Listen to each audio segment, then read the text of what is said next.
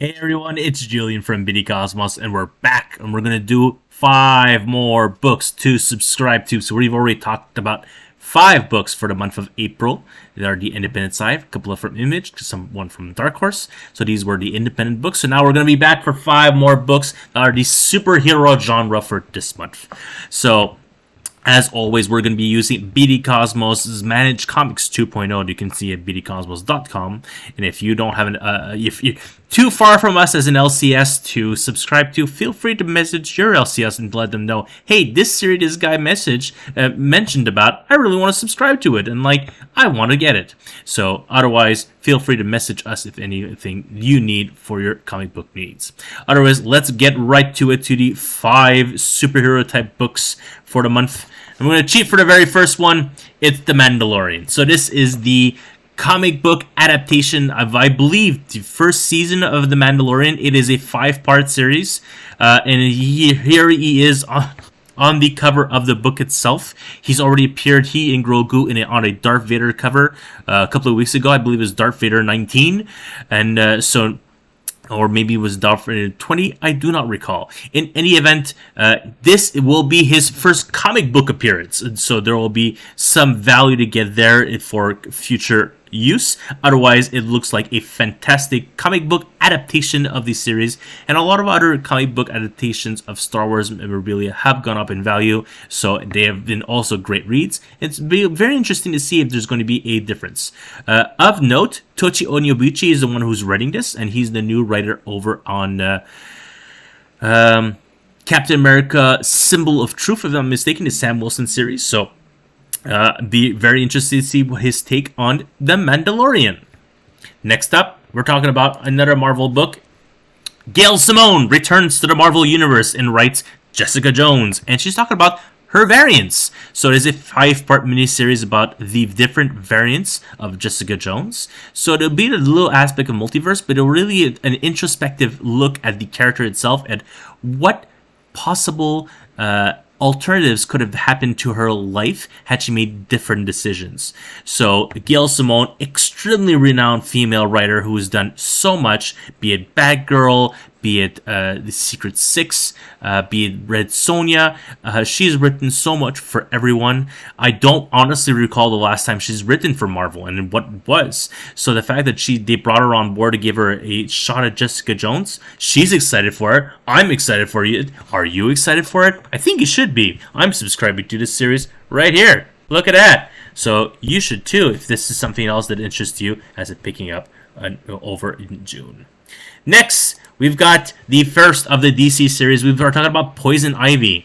So this seems to continue straight out of the James Tynion run, where she was in a couple of issues near the end with the Gardener. And she's now decided to pretty much save the planet and remake it into her image. This is a 6-part miniseries written by G. Willow Wilson. I'm not sure who she is. Also, Jessica Fong is doing the interior art, and the main cover as well. This main cover is actually really fantastic. I'm obviously a huge fan of this 1 in 50 Frank Cho cover, but that's still a 1 in 50. But it is Frank Cho. So it seems like a new kind of take on a more aggressive side of Poison Ivy, and there have been a lot of people who have picked it up already. If you're a fan of Poison Ivy, feel free to let us know and subscribe to this series as well. Next for DC is Black Adam, the return of Black Adam as an ongoing series. But honestly, the most important part of this is the return of Christopher Priest to the DC Universe, who hasn't written for them since Deathstroke. And he was over on Vampirella. Yes, he's doing Vampirella run right now for Dynamite, and so he is incredibly famous for his Deathstroke run over at DC, and he's also written a lot of other powerful characters over the years. He's honestly one of the most well-known black male comic book creators in the last 30, 40 years, to be quite frank. Not there have been that many, but he is known. He is a fantastic writer. Obviously, Black Adam is coming to the DC universe over on the movie side with The Rock, and so they're making sure that they have an ongoing series to work coincided with it. This also seems to spin out of the Justice League run over the Bendis just completed, or is about to complete. His final issue is 74, and so this all seems to work together for a new ongoing series of Black Adam. Really excited for this. Really excited to see who's going to be picking this up, and I'm really happy to keep promoting this new title. And then the obvious last pick, must-take book by everybody is Dark Crisis. So this is a true crisis event, and is always has been for DC a huge reboot point whenever they've done these. Obviously, we can think of multiple Crisis on Infinite Earths. The last couple of events have been Infinite Crisis and Final Crisis. I remember reading Identity Crisis, which was one of my favorite ones. Now, that was more of a, it wasn't a reboot point as so much as Final Crisis and Infinite Crisis have been. Sorry, multiple Crisis, multiple Earths. But Dark Crisis seems to try to fix the soft reboot of Rebirth, plus the failed reproach over the 5G/Future State event that they had, as well as Infinite Frontier. It's Joshua Williamson who's writing this, who's been fixing the different plot points over with the is going to be fixing with the Justice League, with the Death of the Justice League, and also the different plot points over at Robin, Deathstroke, and Batman. This Dark Crisis is a 7-part miniseries that I am certain that will, obviously, we've got key on the cover is Batman and Deathstroke, so there is certainly something about this. And then the big bad villains that you can see in the corner seem to be the murderer's row of villains who took out the Justice League. So I am incredibly interested, incredibly hopeful that Joshua Williamson is going to be able to take all the parts that have been shoved into the DC universe since Rebirth and with Infinite Frontier to be able to mix something into a brand new jumping on point and get people excited about DC Comics again.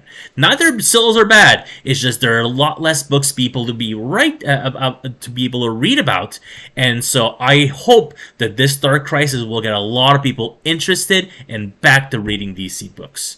So that is our top 5 picks of superhero comic books this month. Of course, every month we have an obligatory trade paperback that I'd like to recommend, and this month is one from IDW. It's probably one of the final hardcovers that we're going to see from IDW in the sense of a Transformers book. So this was King Grimlock, where you had a sort of Conan the Barbarian style event with Grimlock, who is a fantasy adventure in the world of dragons and dinosaurs. And so this was a 5-part miniseries, did really well for the store, and I did not subscribe to it because I was hoping to pick up the trade paperback when it came out. Lo and behold, for me to be surprised, they're doing a hardcover edition of this book. So I think that is phenomenal. Now, the one jumping on point that many people tell me, Julian, Steve Orlando wrote this. Alright. I've given him a lot of flack, but he's no Dan Slott, so it can't be that bad. So I can't wait to be picking up, and it's already in my account. So if this is a sort of universe, and it's, again, IDW are losing the Transformers license at the end of 2022, so their print run on this is going to be really small. So I highly recommend, if this is something that interests you, add it to your account, or let us know to add it to your account. So that's it. We looked at 5 more books that are superhero type books for the month of April 2022, releasing in June 2022, and we looked at 5 independent series, and then we looked at 5 superhero series. Which book do you think I missed? Because let me tell you, I had to cut a lot of them. Daredevil #1 is coming back. I didn't even talk about it. But choices had to be made, and we had to cut it down. So if there's a series that you feel that I should have mentioned, please let us know down below in the comments, and feel free to share this video with your friends. Feel free as well to subscribe and get the word out that BD Cosmos is doing regular videos about telling you which comic books we feel are really great reads. Otherwise, we'll see each other real soon for more comic book content over from BD Cosmos. As well, as always, enjoy the rest of your evening.